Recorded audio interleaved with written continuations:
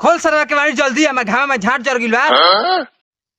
कह दिले भाई 40 बीघा खेती चला, अब वहीं से हम जोर ना बढ़ के रखम तो कहाँ से जोर आई बोझा बनाई बड़ा कते कते लागो रहो यही में झूलनी झुलकावत रह सरल सलवर लड़का के विदा करी रही खेत में जाके बिया डाल दे, वो अभी तक ना आई, ओकरा से पहले तक कपार पे में घाम आ गई। सरवा जोर बढ़त बढ़त हमार नाकी के नेटा सरक गई। 40 बीघा में 39 बीघा के जोर बढ़ देनी, 1 बीघा तो हमार लड़को जोर बढ़ दिया सन। चलो गोड़ हाथ धो ले के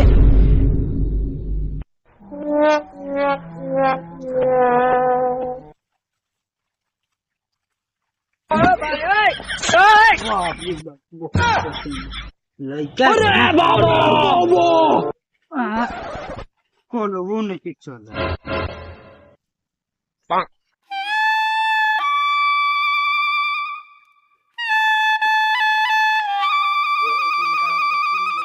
बाबूजी, अरे बाबूजी, बाबूजी, कौड़िया खोल हम की तुर के फेंकी। सरवा के मड़ई होइस तो इतना तफा दे होता, जहाँ हम कमा के बिल्डिंग पिटवा दे ही साला एक घर में ताला मार दे ही। खोलो तुरंत है नहीं खे, कबे से चिल्ला चिल्ला का हम करी अभी। अरे खोला कि कौड़िया के मार के फेंकी। साला देखो दे घामा में से आवता उतना ऊपर से ताला मार के धोइले भाई। समझ में नहीं किसा कितना घामा में हम खट के आवता नहीं। एक तो सरवा घामा में खतइले बा और ऊपर से दरवाजे पर ताला मार के धइले बा। पहुंची बुझातो नहीं खे, चोर चुहाड़ा आदमी हमारे दरवाजा पर ताला मार के धइले बा। ताला मार के तो चाबी बेगली में बा। पहुंची खोल सरवा के बाड़ी जल्दी, हमार घामा में झाट जर गिल बा। हम रात में ताला खोलनी, दिन में ना। तोर आवे के बाद दरवाजा फान के आ बात होए बार हवे रे। हाय आज तो फान के हम चल जाता नहीं, लेकिन काल से दरवाजा फाड़ देम हम।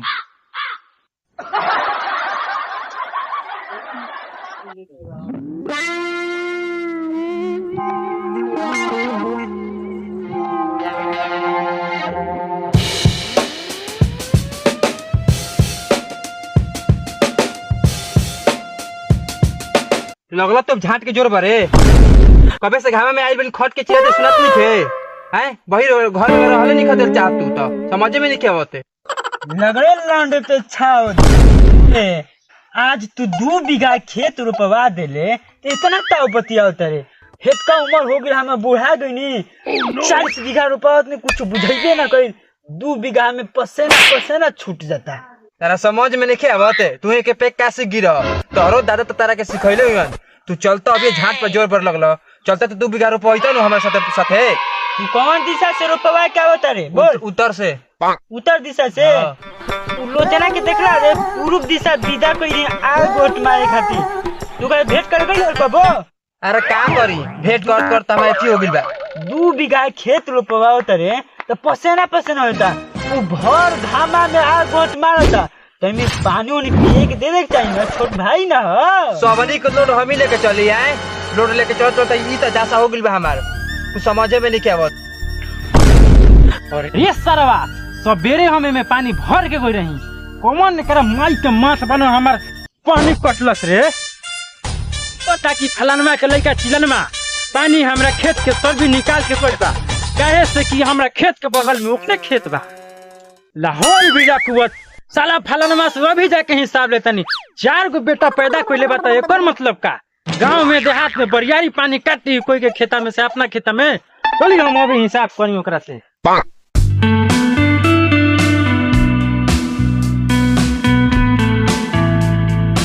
अरे फलानमा अरे हने आओ रे, आओ तोर लड़का का जो रहन लेके आइल बनी, आओ। अरे काहे नहीं खस निकलत रे फलानमा? अरे आओ रे। कौन चिचराता रे? अरे फेकुआ का हो गई रे?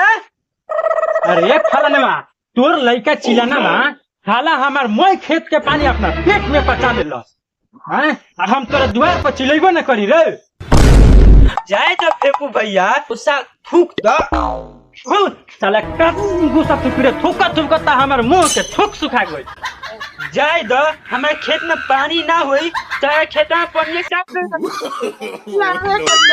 सरवा बेटा तो बेटा बापो दोगला निकलल दा होल बुला कुत अयो की पारी तू हल्ला भैया तू भेज के देख लो आपी पारी पानी काट देता लेकिन लंगड़ी हम जाते नहीं।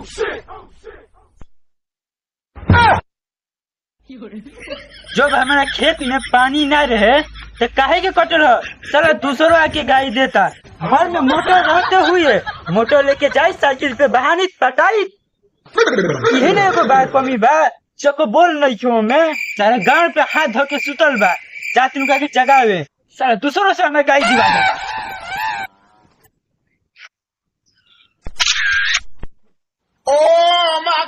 बाप हमारा ऐसा बात है 40 बीघा खेती कइले बा लाड़ पे हाथ धके सुतल बा हमरा के खटावत कहता जोआर गोट मार के या बताओ सारे 3 बीघा में मूंग रो पहिले बा तुरे के बेजता लाड़ पे हाथ धके गाड़ पे सुतल बा आ कहता जा अपन बेटा तुर के आवस बताओ भैया जवान बताइए तुरला आँख में लौड़ा अरे बाबू हाँ फेंकू चा क्या हो जाए कबू तू ढेर ऊंचा कहता रे कबू ऊंचा कहता रे काहे ऐसे कहता रे सुनी के ओरिजिनल नाम धर ओरिजिनल तो अब ये मारा मारी हो जाई मारा मारी ऐसे काहे बतियावत रहो बात तो एक तोर लांच टाहे तू के दोनों भइला सन वो लांच टाहे ऐसे काहे बोलत रहो हमर बाप के बारे में बोली ना सरवा हो चिलनवा के भेज के हमारे खेत के मैं पानी कटवा लस हैं बतलाओ हमारे घरे मोटर बा सेक्शन पाइप बा खाली चकबौले ना रहे दूसरा में काहे पानी कटल जाके पटाई अपन खेत में अकेले बार तो इतना तनिया तले तोर 4 गो बाल बटाई तक अपना तनिया थे हमने बाल बच्चा के कहे नहीं हारत हम तोर मेहरानू के नहीं हारे बनी हम तोर बाप आगे ही शादी कर लेलस तो तू नहीं को हते हते हो गिलसन हम 8 महीना पीछे शादी हमार भइल तो हम 2 महीना के लइका गोदी में बा और 9 महीना के खेत में बा ना पेट में जो लेडी के तेल लगाऊ ना अपन लड़का के तेल लगा के सियान कर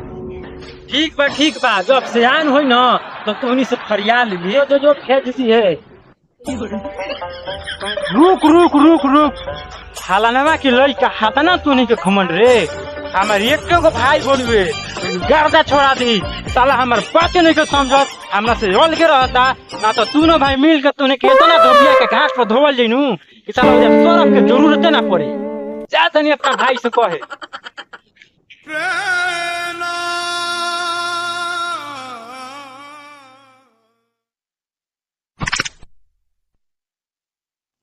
देख बाबू अभियो से एके में हो जाइल जा और फलानामा के लइका हाथना घमंड हो गलो सन उन्हीं को हो ओकर बेटा 4 गो हमनी के साला दोनों भाई रहे त पदा के मारत रही जब उन्हीं के तो भने के आया सियान हो गलो सन हमनी के दोनों आदमी अलग हो गनी जा फलानामा के लइका के चारों के न पदा के न मरले बन जा जबना गरी दोनों आदमी एके में रही जा त बे मर्दे तू लाड़े जनबा उन्हीं के लेड़ी खिया के अरे बात तो सही बा लेकिन आज हमरा के ठोकरिया दिलत काल तोहरो के कुछ कह दी का कइलो ह सर बाबू सारावा हमारा खेत में के मैं पानी अपना पेट में पचा लेलस हलनवा के लेके चिलनवा रहे पेट में पचा लेलस हां कुआं ह कि ना हो ना कुआं है ना इनार हो ओकर खेत ह तब बाबू एके में रहल जाऊ नु हां रहल जाऊ ओने के गांव में बहुत तपत कइले बाड़स बहुत उपदर मचा के धइले बाड़सन धान रोपाला ऊपरे गति तो नीचे ही लो रोपत जाता नीचे ही से लो रोपत जाता रसन ओने के गाड़ी में बास करे वाला कोई आदमी नहीं के भेटा ना बिना हमनी के दोनों भाई के समझबे ना करे सन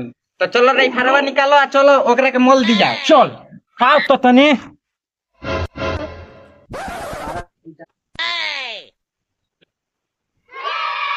क्या मर्दे कहीं के काहे तनिया तरह जा हमारा बिया के का बात बा कहू काहे ना खिसियाल जा तू देखो ठेंगुर भैया तू जौन बीच में हमने के दरार पैदा कइले रह ना तू अब दरार हमने के भर देनी जा अरे भइल हां अरे मोर बराबर एकदम कतेले बन जा अगर तू अब की बार दरार फारी अइलो त तार गांव हम फाड़ मर्दे कहीं के तो अपने तो टेंटा क के आई रह जा तो हम जाके फरन ही कम से कम सोच जा ना आई रहे जो ठीक बा तारा वही घड़ी हमने के दरार भर देवे के चाहत रहे ई वो में अभी गोल कर देलो अच्छा तो दरार तो भर बोला जाए अब तो तुम्हें मिल गुला जाना। हाँ मिल के नहीं जा। अगर अब की बे दरार में तनिको बाधा आई तो समझ लो जा कि तनिको हम इलाज करे ना आई, चाहे गाड़ मारा चाहे बर्तन फोड़ो चाहे हड़िया फोड़ो।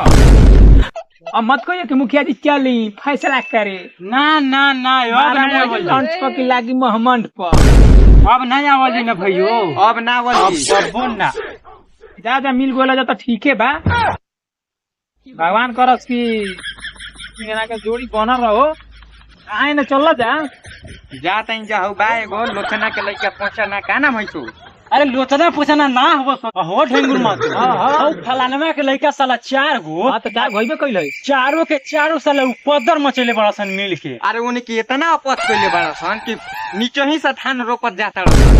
अब बताओ हमरा भैया में से वो पानी काट ले बा इतना उपत करी बहुत तानली की सरवा ये गुहामा और ये कटल बहु आ इहे ना पानी कटलस ठीक बा लेकिन पेट में सब पानी पचा ले आ कहला पर सरवा ओकर बाप हलनो नहीं के बात के मानत ओहा ताकि हमरा घरे मोटर बा से खन पाइप बा आ चेक बोले नहीं खे की कोनो मतलब भइल ना। जब से उन्हीं के ना मारल की उन्हीं के अक्ल बुद्धि खुलबे ना करी वो हमेशा झाट में आग लगैया सन। कितना पेट्रोल डाल के ओकरा के बुतैबो ना ना ना अरे मर्दबा पेट्रोल मत डालू, पेट्रोल डाला पर तो भपकला पानी डालो तब न लचकी नीचे। ठीक ढेंगुर मत तो ठीक कहत रह लेकिन उन्हीं के अपत नहीं इतना कइले बड़ा सन कि हमरा पेट्रोल डाले के पड़ जाता। ना ना ना पेट्रोल ना पानी डालो। ये सब आज बनैठी लेके आइल बनी उन्हीं के मारत मारत गाड़ के नष्ट। ठीक बा जा चल भैया चल मुखिया लेना फरियाई बिना मार कइले चल। ना मुखिया जी जब कह दिलन तो मार नहीं के करे के समझलन बाद में तू लड़ फेकारे बड़ा काम कर आई लड़ हुआ ले हमरा के सरिया के ले पैना होइना बोयना ना मिलल होते एगो बोरा लेनी है मारे खातिर। अब की में मार भइल न त मुखिया का चौकीदारो झटका बारे ना हम तुम्हें ना के बैठल क्या जा जौन बुझाए तौन कर ना तो तोहरे सलाह से होखी रउआ कहम त मार होई या रउआ कहम त ना होई। हां ओ जे पानी डाल के बुझा देवे के बा तो का कहतनी नइखे मार करे के जाइल जाओ। हां तो उन्हीं के समझा देम कि अगला बार से इनकरा खेत में से पानी ना काटे के होई। हम जाइम ना खेत पर सरवा से भेंट करम। हां आ अपन चकबल सुधार के अपन मोटर से पटाबो। हां ठीक बा ढेगुर महतो मुखिया तोहरे बात को हम जा छन ढेगुर मुखिया अब फिर बाद में ओकरा समझा दियो बाद में हमरा खेत में से पानी ना काटे के चाहिए। ठीक बा लेकिन मिर्चाई मत डाली हद ना भले गुड़ डाल दी हद। हां ठीक बा जाओ तो भैया सलाह कर देलन कि तू एजिगा बैठल बड़ा तो चलो सलाह ले ली। जाओ